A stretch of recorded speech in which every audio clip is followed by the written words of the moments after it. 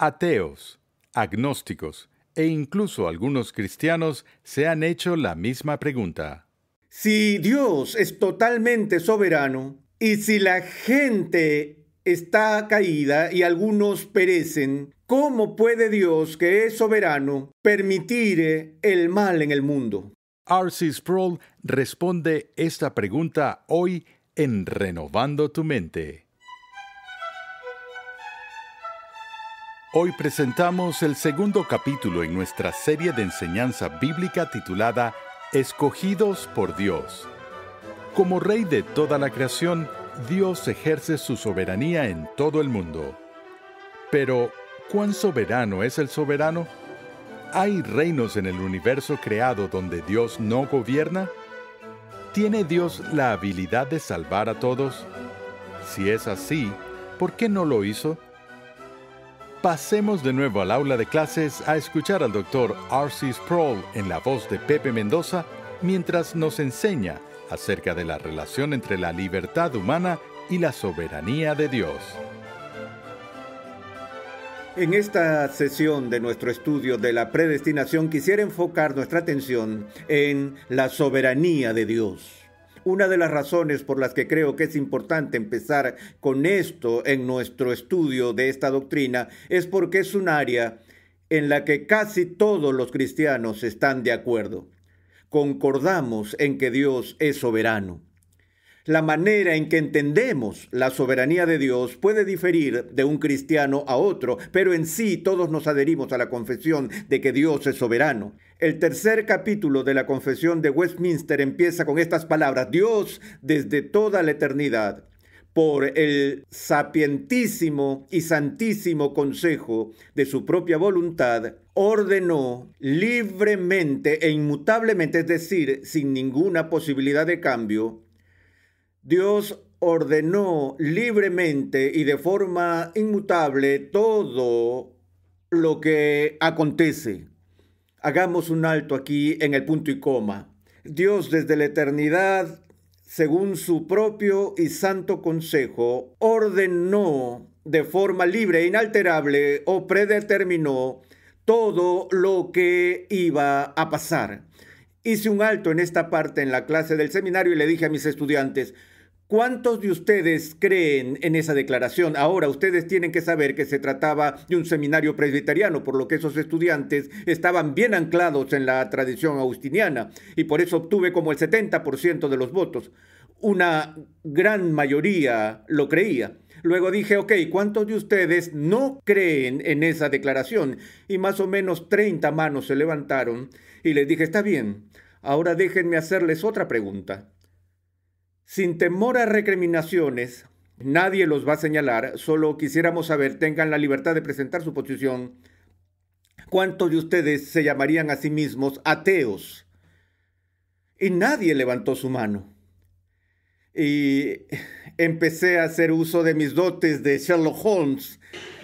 Solo hay una cosa que no entiendo, les dije. Miré a esos 30 que habían levantado sus manos y les dije, ¿les molestaría si les hago una pregunta personal? Les dije, no puedo entender por qué los que levantaron su mano diciendo que no creen en esta afirmación, no levantaron su mano cuando pregunté si eran ateos. Y ellos me miraron con una mezcla de perplejidad y desconcierto, la misma clase de mirada que estoy viendo en sus ojos ahora, y les decía, ¿por qué si ustedes no creen esa declaración? Está claro que en esencia, al final, son ateos. Y es posible que fue la frase más desconcertante que ellos jamás oyeron en sus vidas. Les dije, bueno, entendamos que esta declaración que acabo de leer de que Dios ha preordenado todo lo que pasará, no es una declaración que es única al calvinismo o al presbiterianismo. No distingue a la tradición reformada de otras tradiciones, ni siquiera distingue a los cristianos de los judíos o de los musulmanes. Esta declaración distingue a los teístas de los ateístas. Ahora, ellos seguían desconcertados mientras continuaba con mi arenga y les dije, ¿no ven que si hubiera algo que pasa en este mundo fuera de la predeterminación de Dios, que si no hay un sentido por el cual Dios está ordenando todo lo que va a pasar, entonces en cualquier momento algo sucede fuera de la predeterminación de Dios y por lo tanto está pasando fuera de la soberanía de Dios. Porque entendemos que cuando hablamos acerca de Dios ordenando las cosas, hay diferentes maneras en las que Dios ordena que pasen. Esto no necesariamente significa que Dios se lanza al planeta y hace que algo pase a través de un involucramiento directo e inmediato de su parte. Pero la clave, yo creo, en esta declaración tiene que ver con la palabra ordenar. Todo lo que esta declaración expresa es que Dios es soberano sobre todo lo que pasa. Ahora, necesito continuar con lo que dice la Confesión de Fe de Westminster. ¿Recuerdan que paramos en un punto y coma? Después de ese punto y coma, la Confesión rápidamente añade que aunque Dios ordena todo lo que va a pasar, sin embargo, lo hace de tal manera que Él no es el autor del pecado, ni violenta la voluntad de las criaturas, ni quita la libertad o contingencia de causas secundarias, sino que más bien las establece. Entonces, no estamos hablando de un determinismo rígido que elimina criaturas libres, sino que estamos afirmando a un Dios soberano, que es soberano aún sobre criaturas libres. Ese es el punto que hace la confesión. Ahora, esto nos lleva al espinoso problema que surgió al menos brevemente en uno de nuestros momentos de discusión. Si Dios es totalmente soberano y si la gente está caída y algunos perecen, ¿cómo puede Dios, que es soberano, permitir el mal en el mundo? ¿Cómo puede Dios permitir que la gente perezca? Si Dios sabe de antemano, por ejemplo, que tal persona va a nacer y va a vivir su vida y que perecerá eternamente en el infierno, ¿cómo puede un Dios bueno permitir que eso suceda? Para presentarles el problema de una forma más gráfica, consideremos por un momento la relación de un Dios soberano con un mundo que está caído, porque hay dos cosas con que todo cristiano concuerda. Uno, que Dios es soberano, y dos, que el mundo está caído. ¿No coincidimos todos en eso? De hecho, no hay discusión en ese punto entre calvinistas y arminianos o agustinianos y semipelagianos. Todos afirmamos que Dios es soberano y todos afirmamos que el hombre está caído. Es el tema de la relación entre el Dios soberano y un mundo caído el que ahora capta nuestra preocupación y nuestra atención. En esencia, hay 4 maneras en las que Dios puede relacionarse como Dios soberano con un mundo caído. Número 1, Dios pudiera decidir no darle a ninguno caído la oportunidad de salvación. Su amor es un amor justo y santo, y un Dios justo y santo no tiene que amar a una creación rebelde al punto de extenderle misericordia. Él podría amar al hombre caído y castigar al hombre caído, a quien él ama, como una expresión de su justicia. Veremos eso después. Enfoquémonos por ahora en las 4 cosas que Dios puede hacer. Él puede decidir eso. No daré oportunidad a persona alguna para que sea salva. Ahora, antes de seguir, déjenme preguntar lo siguiente. Si Dios decidiera no salvar a nadie, ¿habría algo de malo con eso? Si Dios decidiera castigar a la raza humana entera debido al rechazo a Dios y la rebelión a Dios por parte de la raza humana, la única objeción que pudiéramos señalar es que Dios es justo. Y eso no llega a ser una objeción. Es decir, pueden imaginarse a un abogado levantándose en una sala de juzgado y diciendo: objeción, su señoría, no estoy de acuerdo con esa decisión porque es justa. ¿Qué tan lejos podría llegar eso? Es decir, Dios estaría perfectamente justificado para ejercer justicia contra una creación injusta. Pero saben que acechando detrás de esto está de alguna manera la suposición de que Dios, si en efecto va a ser un Dios bueno, tiene que ser misericordioso. Y como siempre he dicho a mis estudiantes, ese es uno de los grandes peligros del pensamiento cristiano. Tan pronto tu mente te dice que Dios tiene que ser misericordioso o que Dios tiene que ser amable, tan pronto pienses por un segundo que Dios está obligado a ser misericordioso, una alarma debería sonar en tu cabeza y alertarte de que ya no estás pensando más en misericordia. Porque por definición, la gran diferencia entre misericordia y justicia es que la misericordia nunca es obligatoria. La misericordia, por definición, es algo que Dios no tiene que hacer, es algo que Dios hace de forma voluntaria, libre. Pero tan pronto como pienses que Él nos debe misericordia, tú ya dejas de pensar en misericordia. La justicia se puede deber, pero la misericordia nunca es obligatoria. ¿Entendemos eso? Tenemos que entender ese principio. Bueno, esa es una opción. Dios podría haber dicho, nadie en este planeta, ya que todos pecaron y están destituidos de la gloria de Dios y Él percibe desde la eternidad, Él nos ve, Él ve nuestra caída. Él dice que pudiera decidir no dar ninguna oportunidad para salvación, ¿cierto? Lo segundo es que Él podría brindar una oportunidad para que todos sean salvos.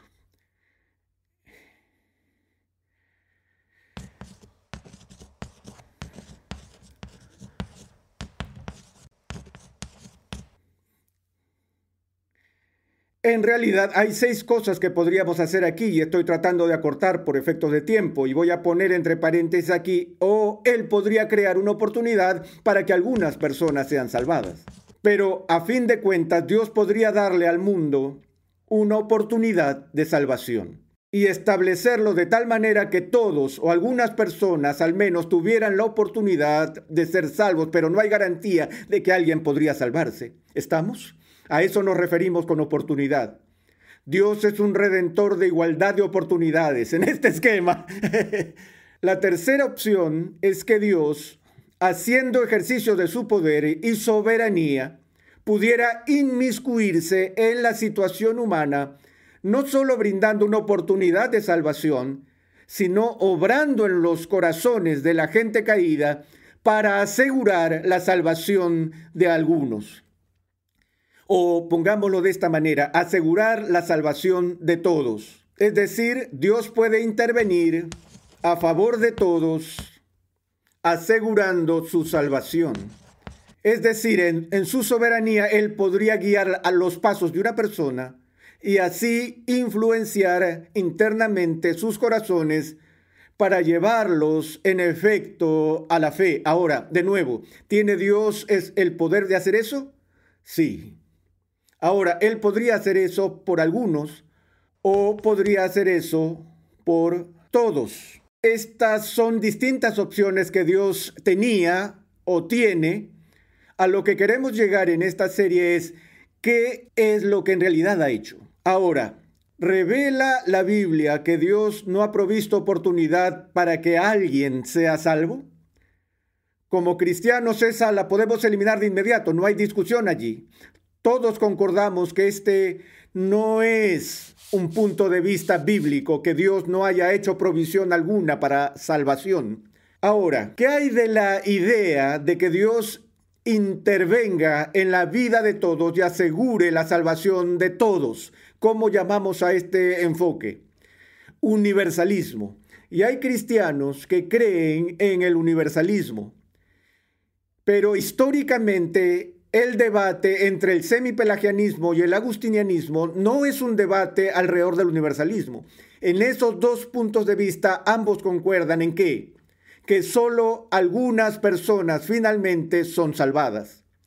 Ellos son particularistas en lugar de universalistas. Pareciera que la Biblia enseña, creo claramente, que hay quienes están perdidos, finalmente perdidos, y que en el día del juicio final se perderán, como nuestro Señor señala. Algunos serán enviados a la oscuridad exterior para siempre, llorando y crujiendo los dientes. Entonces creemos que hay algunas personas que nunca serán redimidas. Entonces, esto debe ser eliminado. Ahora, lo que nos queda son estas alternativas. O Dios da la oportunidad a todos, o solo a algunos, ¿O Dios hace más que simplemente poner a disposición una oportunidad? Él realmente interviene y se asegura que algunas personas sean salvas. Esta es la posición del agustinianismo, que Dios garantiza la salvación de los elegidos o de aquellos que están predestinados a ser salvos. Las opiniones no agustinianas caen bajo esta categoría, una u otra, sea que Dios haga posible para todos o para algunos el ser salvos. Todos tienen la oportunidad o algunos tienen la oportunidad. Ahora, antes de debatir sobre cuál es realmente el caso, permítanme hacer una pregunta. ¿Podría Dios garantizar la salvación de todos si así Él lo decide? ¿Él tiene el poder soberano para hacerlo? Ahora, ten presente que una de las objeciones más frecuentes a la postura agustiniana de la predestinación es que Dios interviene en la vida de ciertas personas y garantiza su salvación, pero no lo hace por todos. Y la objeción para la postura no agustiniana es: ¡hey Dios! Eso no es justo. Si lo vas a hacer por algunos, entonces tú lo tienes que hacer ¿por quién? Por todos. Pero te das cuenta que la persona tiene el mismo problema. Si esta persona cree que Dios tiene el poder de otorgar a todos la salvación y no lo hace, realmente ese argumento se derrumba, porque todo lo que Dios hace en ese caso es dar la oportunidad.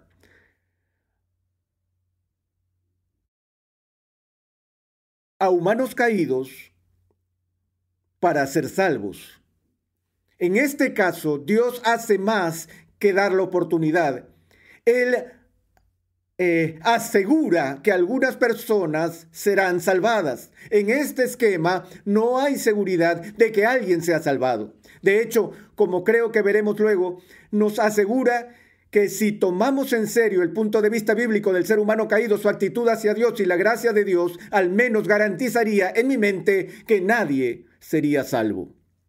En otras palabras, a lo que me refiero es que una de las principales objeciones a la posición reformada o agustiniana es que no es lo suficientemente benévola, cuando de hecho es más que benévola, porque Dios no solo dice: está bien, aquí está la cruz, elígela si quieres, y deja a las personas a su decisión, pero Dios aplica la obra de Cristo. El Espíritu Santo obra en personas que están muertas en delitos y pecados para llevarlos a la fe y para asegurar que la muerte de Cristo nunca sea en vano, que Cristo verá la angustia de su corazón y quedará satisfecho. Las Escrituras hablan de Dios entregando personas, Dios el Padre entregando personas a Dios el Hijo.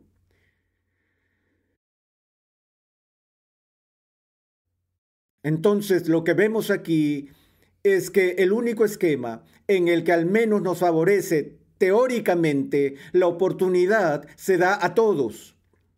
Cualquiera que crea en el Evangelio puede ser salvo. Sin embargo, hay millones, millones y millones de personas que nunca escuchan el Evangelio, que de hecho no tienen la oportunidad. De lo único que realmente podemos hablar aquí es que algunos tienen la oportunidad. Algunos que no están predestinados tienen la oportunidad de ser salvos. Es decir, este argumento sería que todos los que escuchan el Evangelio al menos tienen la oportunidad de ser salvos, pero Dios no ha garantizado que todos en el mundo escucharán el Evangelio. ¿Podría Dios asegurarse de que todo el mundo escuche el Evangelio? ¿Podría anunciarlo en las nubes si así lo quisiera? Sí, pero Él no lo hace. Y entonces nos quedamos con el problema de que Dios no hace todo lo que Dios posiblemente podría hacer dentro de los límites de su propia rectitud. Él no hace todo lo posible para asegurar la salvación del mundo. Ahora, ¿por qué no? No lo sé. No tengo idea por qué no. Sé que Él no lo hace. Eso sí está claro. Y sé que no hay sombra de variación alguna en él. Sé que Dios no tiene la menor obligación de salvar a nadie. Y sé que Dios salva a algunos. Pero Dios es Dios. Y Dios le recuerda a su pueblo un principio crucial de la soberanía divina. Lo veremos de cerca más adelante en esta serie, donde Dios le recuerda a Moisés y luego a la iglesia a través de Pablo de su prerrogativa divina. Tendré misericordia del que yo tenga misericordia.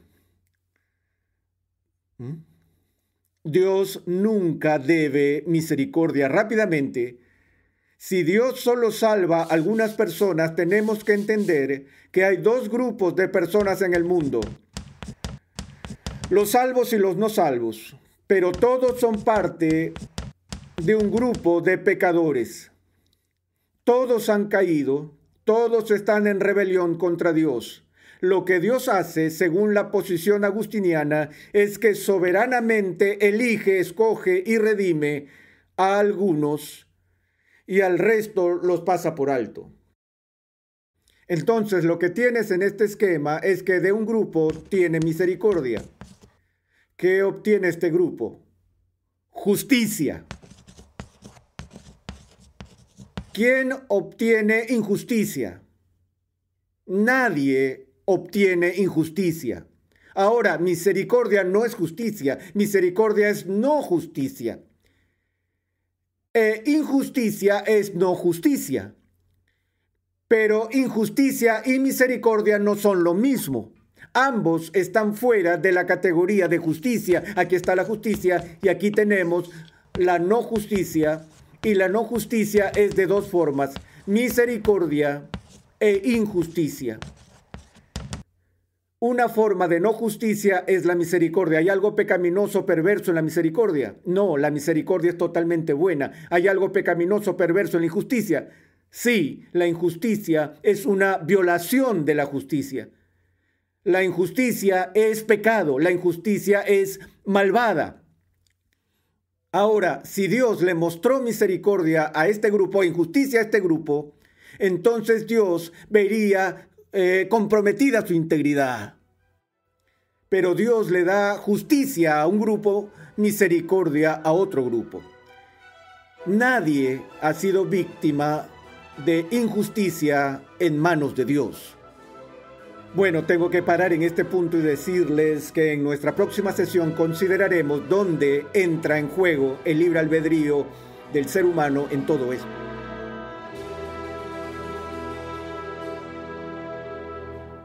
Estás escuchando Renovando tu Mente. La doctrina de la predestinación es central para el cristianismo. Para entender verdaderamente la gracia y la soberanía de Dios, así como nuestra propia depravación, debemos tener un entendimiento firme de lo que la Biblia dice al respecto. Nuestra tendencia es a pensar demasiado en nosotros mismos y a vincular nuestra salvación a nuestros propios esfuerzos. Te agradecemos mucho la sintonía en el día de hoy. Suscríbete a nuestro canal oficial en YouTube, Ligonier Español, para así disfrutar de todo el material de enseñanza que allí tenemos a tu disposición, completamente gratis y en español. Además, síguenos en las redes sociales y comparte nuestras publicaciones con tus familiares y amigos. Si Dios predestina gente a la salvación, ¿qué pasa con el libre albedrío? ¿No anula la doctrina calvinista de la predestinación el libre albedrío humano? En nuestro siguiente episodio, el Dr. R.C. Sproul examinará algunas de las suposiciones erradas que la gente tiene en cuanto al libre albedrío. Escuchemos un avance del próximo programa. Cada vez que pecas, lo que esa acción indica es que al momento de pecar, tu deseo de cometer el pecado es mayor en ese momento que tu deseo de obedecer a Cristo.